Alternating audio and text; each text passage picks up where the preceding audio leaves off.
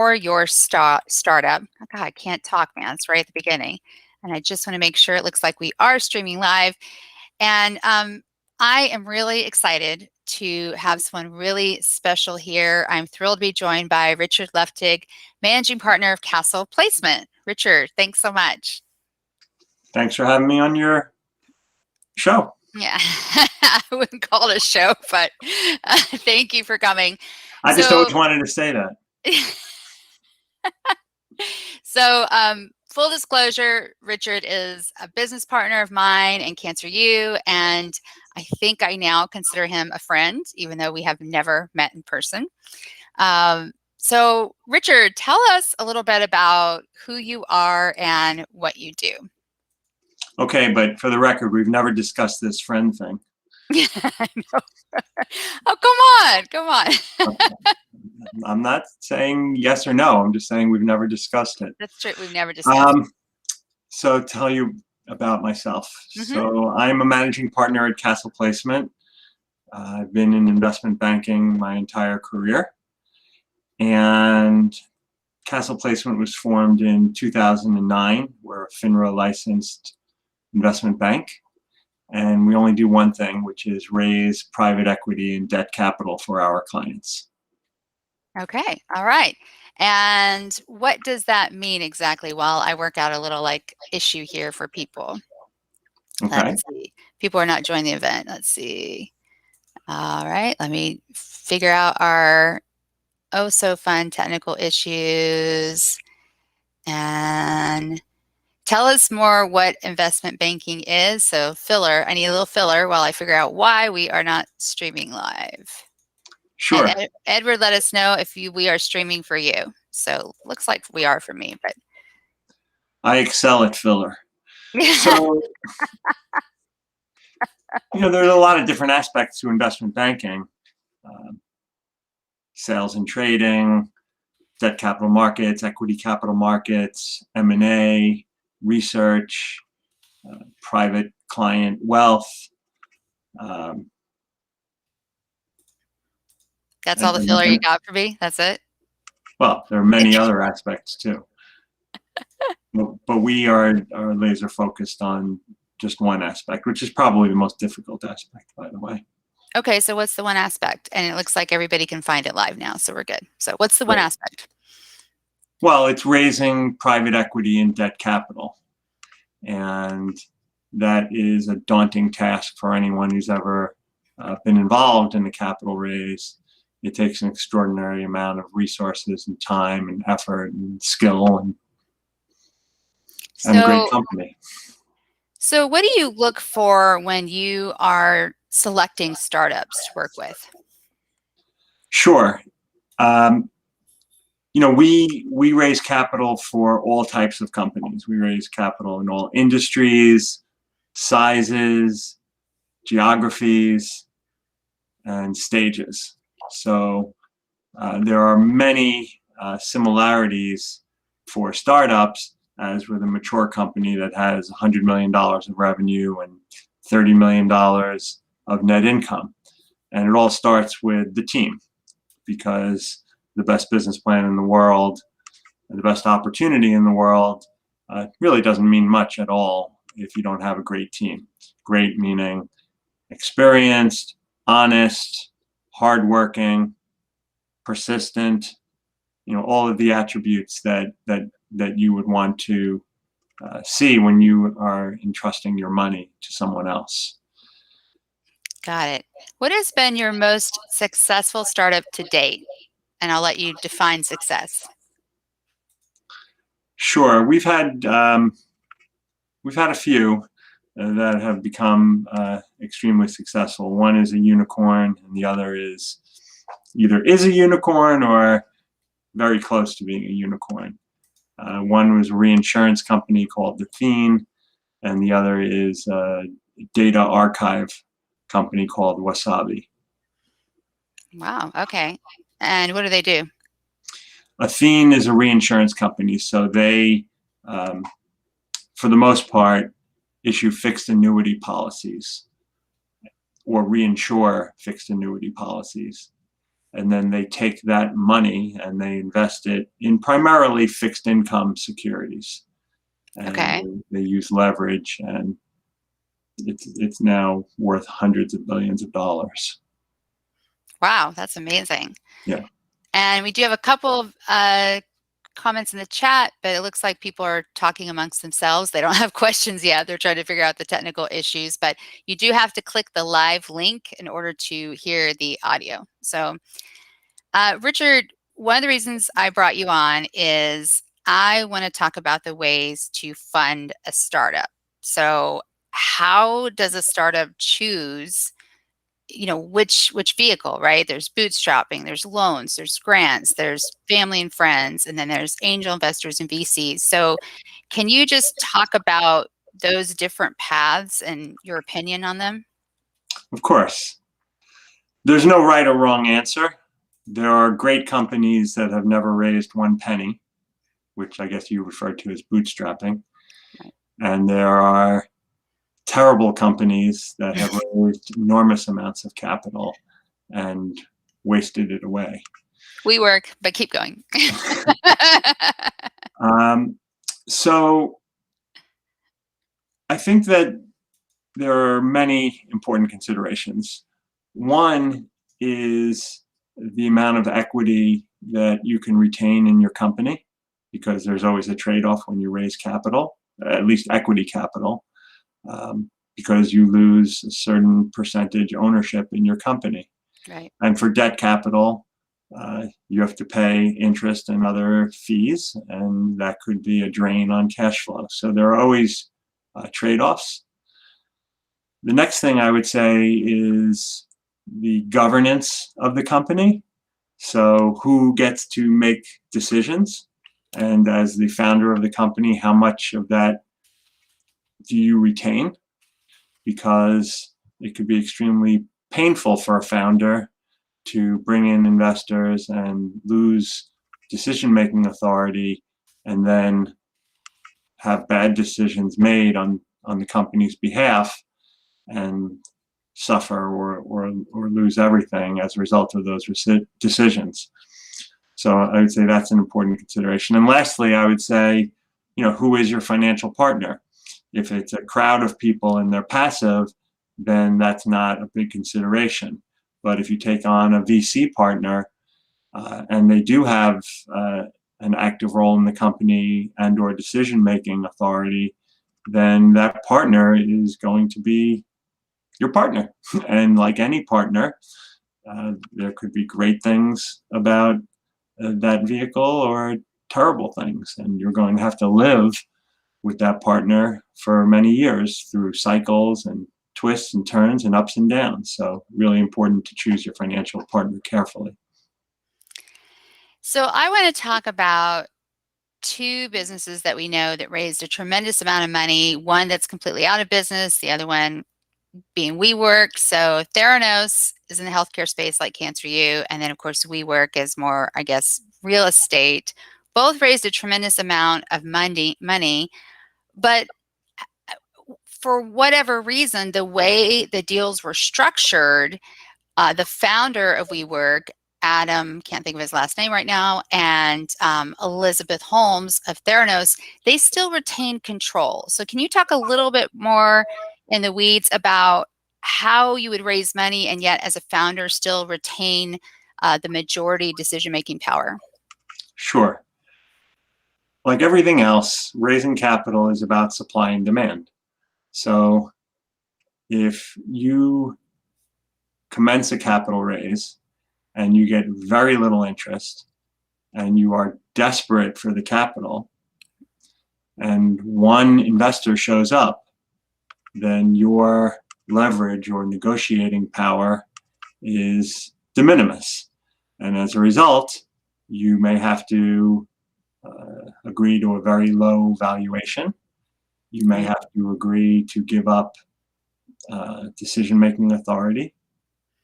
You may have to agree to a lot of really bad things.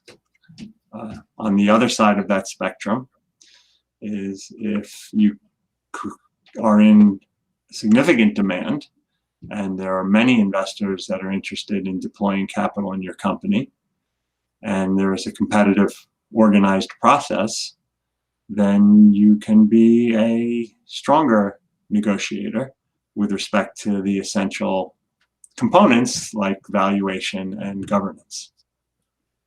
Okay. I have another question about timelines. So I'll use an example of Mirror, which I believe they were bought by Lululemon for $500 million, if I'm not mistaken. But I know when she was raising money for Mirror, the founder, can't think of her name. I'm bad on names today. These are off the cuff questions. They're not prepared. These particular ones. I know that she spent. She had this very technical hardware product, this mirror that people could actually look into, right, and see others while exercising, sort of Peloton without the bike or the tread, but an actual mirror. And she spent a year and a half raising money before she ever developed the tech, which from what I read in one article took another year and a half. So how long does it take the average company, let's say one of your companies, to raise money? And does it really depend on the space they're in? It depends on the space they're in, but it also depends on about 20 other things. So, such as? well, how they're raising the capital, what method they're using. Are they doing it by themselves, or have they hired an investment bank? If they've hired an investment bank, is it a good investment bank or a not good investment bank? And then just like common sense factors, like how much growth has the company experienced? How great is the management team? What is their track record? How big is the opportunity? How scalable is it? The more positive each of those components are, the faster and the easier the capital raise. If the founder is weak on one or more of those points, it could take a very long time. And of course, they could be unsuccessful altogether if the company doesn't have what it takes to attract capital. Okay, so you're not going to give me like a ballpark timeline? Sure, I can give you a ballpark. I mean, I would say average. Yeah, what's the average? Well, instead of average, I would say, you could think 2 months to a year would be a typical range. And that's a really long range, and it should be a really long range because every company and capital raise is idiosyncratic, and depending on what the company has to offer and what resources they have towards doing the capital raise is going to very much impact the timeline. Right. I mean, you could be a fantastic company, but if you put an extremely aggressive valuation on that company, it could take infinite to raise capital. Because right. the market might just say your perception of valuation is unrealistic, and we're not interested. Let's talk about market for a second. So for your companies, did COVID-19 have any impact on their fundraising? I mean, did you see anything happen? Well, you have to put that in the context of what's going on in the private equity and venture capital world, Right. and what's going on with the Jobs Act and crowdfunding. So, COVID, I guess, really kicked in like January of 2020 and is still percolating, obviously. And sure, that is a challenge for many companies. If someone was in the restaurant business or the hotel business or the airline business or cruise, or we can go on and on and on. Right. Their businesses were severely challenged during the COVID period, and as a result, it was probably a really difficult time to be raising capital, even though they might have needed capital the most at that time. The old saying, the best time to raise capital is when you don't need it. Right. when you're going through an existential challenge to your business and your industry. And then, hey, by the way, do you want to invest capital in my company? That's a tough conversation. So different sectors behaved very differently. On the flip side of that, if you were in e-commerce or logistics, just as an example, the money was flowing like a waterfall because everyone wanted to deploy capital in businesses that they thought would do well during the crisis and after the crisis, because I think many investors recognized that the world was going to change as a result of the pandemic, and even post-pandemic, certain types of companies would thrive. So, it's a very efficient shift of capital away from certain industries and into other industries. And then if I could, there's a second part to that answer.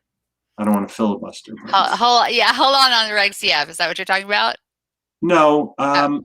What I was going to say is putting it in the context of that time period from January 2020 until now, the amount of capital sloshing around the system increased dramatically. So remember, it's the supply of money and the demand of money determines whether a capital raise is successful, and the number of capital raises that close. So during that period, even though COVID was a huge setback, institutional investors and many individual investors increased substantially the amount of capital that they had to deploy. Right. And that's always a driver of how many deals get done as well. So I have a question related to the market, related to e-commerce. Food delivery skyrocketed, right, during the pandemic. And I'm not going to get them all right, but there's like Grubhub and Uber Eats, and Uber Eats bought one of the other ones. But these food delivery services, except for one during one quarter, are not profitable. And for many analysts, they're not on a path to profitability. So in your opinion, what's more important, revenue or profit? Well, there was you threw in a little thing in the middle of that question. Many analysts don't believe that they're on a path to profitability. Clearly, many other analysts do believe that they're on a path to profitability. Otherwise, they would not have received so much capital. It's really tough. It's a really tough question. I can tell you for sure that right now the market seems much more focused on revenue than earnings. Much. It's always important. Everyone talks about the path to profitability and tries to map out when the company will become profitable. But for many investors and many early stage companies, there's a much more intense focus on revenue. And it kind of makes sense because if you don't find your customer and you don't generate revenue, there's a 100% probability that you won't be profitable. Right. Whereas if you generate revenue and that revenue is growing significantly, dramatically, then one can make the argument that you'll be able to find that path to profitability. Certainly not always the case. And it's, people don't realize how complex investing is, because you gave a terrific example, food delivery services. You can sit there in January of 2020 and say, no brainer, pandemic, food delivery services are going to be really successful. And you might even say, post-pandemic, people's lifestyles and perceptions and habits are going to change, so Sure. Food delivery will continue to be extremely successful.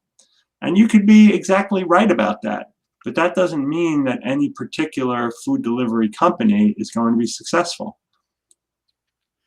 Yeah. Home movie consumption grew dramatically, and Blockbuster went out of business. Right.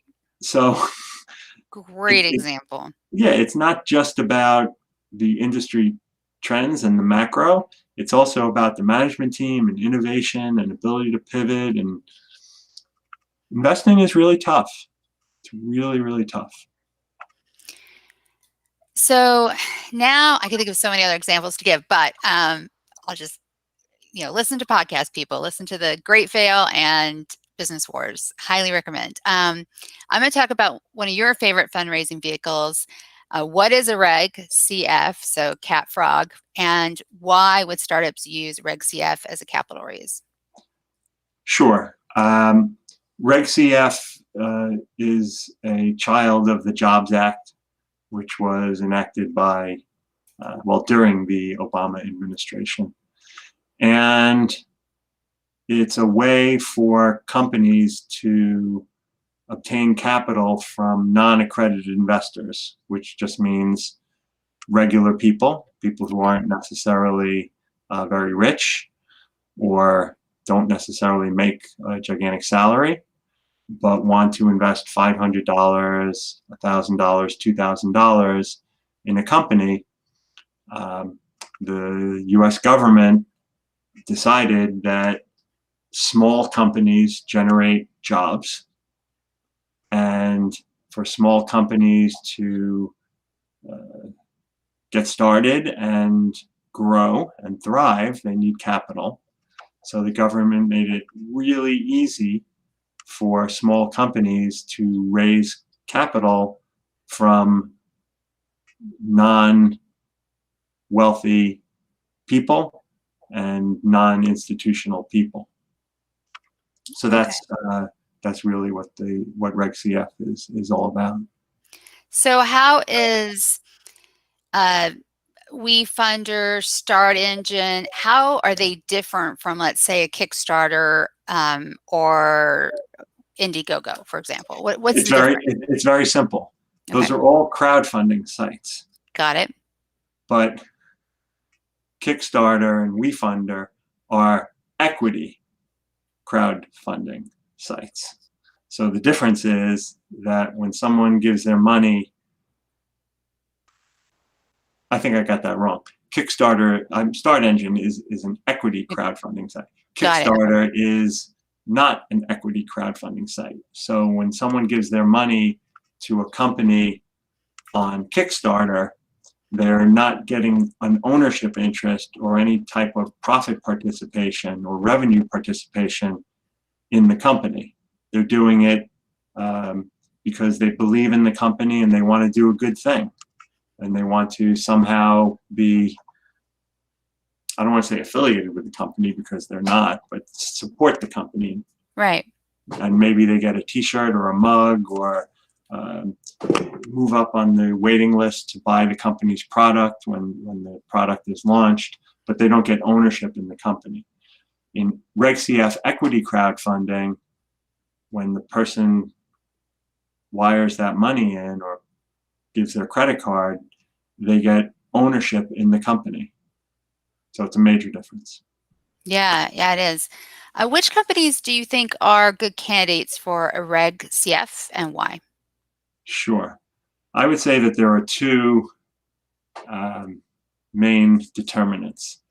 One is it's better, not necessary, but better if the company has a passionate following, a customer base, a fan base. It could be if for instance, solar energy company. There are many people that are passionate about the environment and alternative energy and might be inclined to invest in a solar energy company. Another example could be like a beverage company where they have thousands of customers who just love that product and want to be an owner of the company. So that would be one determinant. The second is it takes money. You have to pay a lawyer, you have to pay an accountant, and you have to, for the most part, pay for digital advertising. And many startups just don't have the resources to fund the crowdfunding transaction. Right.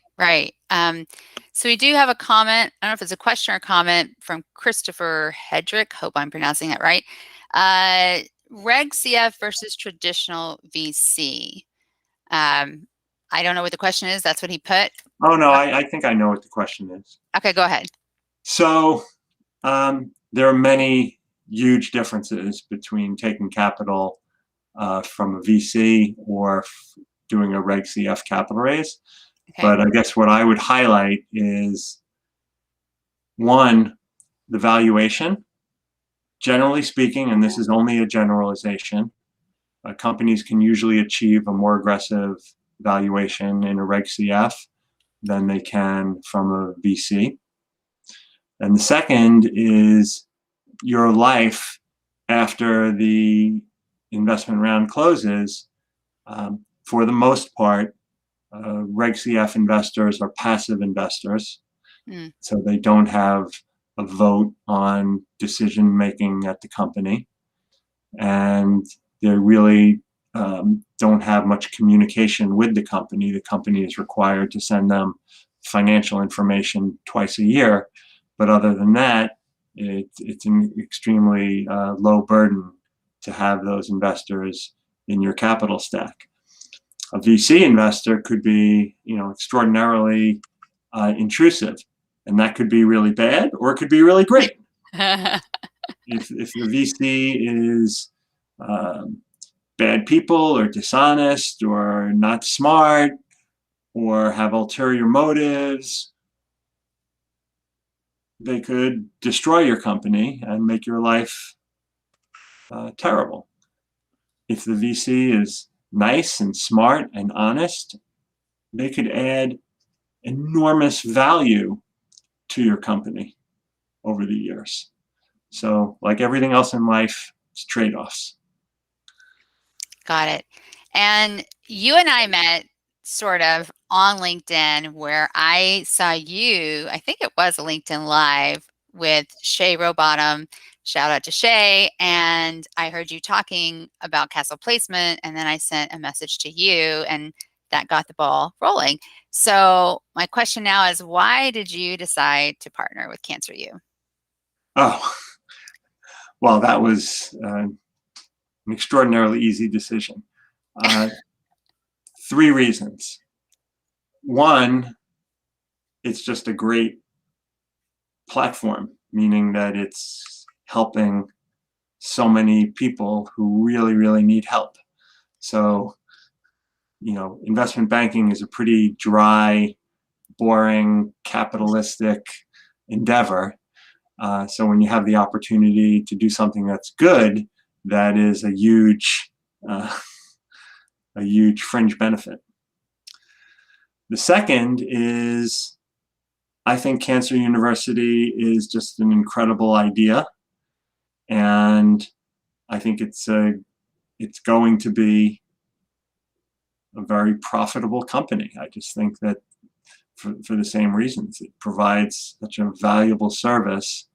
It's extremely scalable because, unfortunately, there are no shortage of people that are suffering from cancer, and no shortage of family members of people suffering from cancer, and caregivers for cancer patients. So the need is enormous in the United States and globally, and I just think it's a great business, flat out. Putting the goodness of it aside, I just think it's a great business. And then the third, and you may have to close your ears because I don't want you to have a big ego, but I didn't want to say anything. but you're a dynamo, and that's a really important part of how we think about clients. Only because that's how investors think about clients. And there's no wall that's too tall or thick for you, and you're going to go around it, go over it, blast through it, whatever has to be done to be successful, because you're ambitious, but also because this is not just about money. This is embedded in your soul. It's something that you want to do for the world, and no one's going to stop you. And we were very confident that our investors would be attracted to all of those dynamics. Now you can start listening again. Well, thank you so much. I really did not tell him to say that. We are very fortunate to be partnered with Castle Placement, and they have just been our biggest cheerleaders. So if you have any questions for Richard, I'm gonna just throw it. I know we've had a couple comments in the chat. I think you answered the regular CF versus traditional VC. Oh, while we're seeing if any questions come in, can you tell people about your clubhouse a little bit? Oh, thanks for that. Yeah, we have a clubhouse room every Wednesday night at 7 p.m., including tonight. And it's an extremely unique clubhouse room, or any type of show that I know of, because of a number of things. One, the companies that present who are seeking to raise capital and come onto our show are great companies, because Castle Placement only will work with great companies.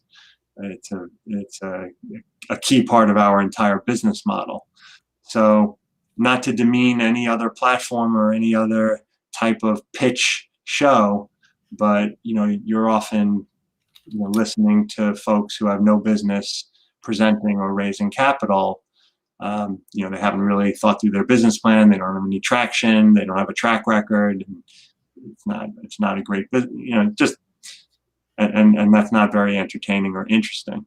So that's the first big difference. We have great companies presenting. The second is that we have real investors in the room who ask questions, analyze the company, and most importantly, can invest in the company, because we are a FINRA licensed broker-dealer, and these are live transactions on our platform. Well, many of them are. Some of them are just people that come to the room and want to present, but many of the companies are actually live. And then lastly, we talk about really interesting topics in the investment banking and capital markets, entrepreneurship, and I think people really like that. Yeah, and I just want to do a shout out. So if people just look for look for Castle Placement on Clubhouse, they'll find it, correct? Yes, it's called Capital Raised. Capital Raised. CPGO Capital Raised. Okay, so look for that on Clubhouse. And I want to say, not because I've been able to present twice, but because I've been in a lot of other clubs and rooms. It is one of the most well-moderated rooms I've ever been in. I've been in some rooms that say that they have this purpose. They're going to allow people on stage, and it's 15 moderators, and all they do is chit-chat the whole time. So it's nothing like that. It's an excellent Thank you. room to be in. Oh yeah, I love it. And before we wrap things up, we do have another question. Reg A versus Reg D. I'm not even sure I know the difference. So could you answer that question? Sure. So the three primary ways that we raise capital, and they're probably the three primary ways that capital is raised: private capital, public, IPO, it's a whole different conversation. But the three primary ways for private are Reg CF, Reg A, and Reg D. Reg CF is equity crowdfunding up to $5 million. And the process is very quick and inexpensive. Reg A is also equity crowdfunding. So you're going after the same exact investors, but you can raise up to $75 million per year. So Reg CF, $5 million per year. Wow. Reg A, $75 million per year. With that, though, Reg A has a much more difficult process that the company has to go through to launch the deal. It's a significant amount of information has to be provided to the SEC, and the SEC asks several questions, and there are rounds of information requests and questions, and it can take upwards of 9 to 12 months and be very expensive. But once you're through that, again, you could raise $75 million per year, so it's very exciting. And then Reg D 506C is, you can call it institutional or accredited investor capital raising. So it's extremely cheap to go out and do a Reg D 506C, and the regulatory burden for the issuer is de minimis. But you're limited to raising capital from institutional investors like PE, VC, family offices, sovereign wealth funds, pension funds, insurance companies, etc., or accredited investors, which are people who have a certain net worth and a certain salary. Okay. All right. So I think I have the difference. So yeah, I'm not even going to try to repeat that back. People, if you just watch it again, I kind of know the difference, but not to that deep level. We're going to lose Richard here in a few minutes. If you have any more comments, put them in the chat. And be sure, if you want to reach out to Richard, go to castleplacement.com, or if you see the little scrolling at the bottom, you can see his email. It's basically his name, rluftig@castleplacement.com. And Richard, do you have anything to add before we wrap up? And I'll check one more time for comments. Nothing to add. This was a super interesting conversation. I really, really enjoyed it, and I really appreciate you having me on the show. Well, thank you so much for coming. Even though I guess we had some technical difficulties at the beginning, people couldn't hear us, but they can now. Again, please reach out to Richard if you're a startup and you need help raising money.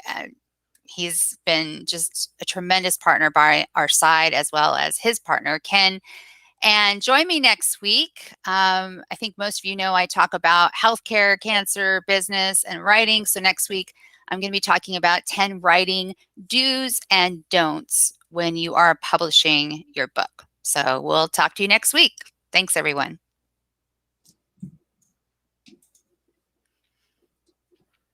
Okay, I think we're done, but there's like a 5-second delay, so I'm never quite sure.